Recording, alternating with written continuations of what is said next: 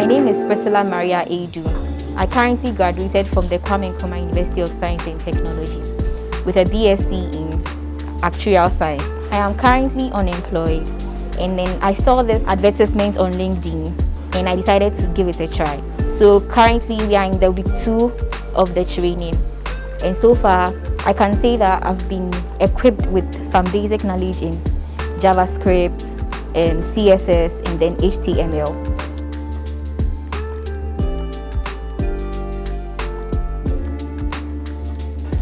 My intentions for joining this program is to get acquainted with some of the colleagues over here who also have the programming background.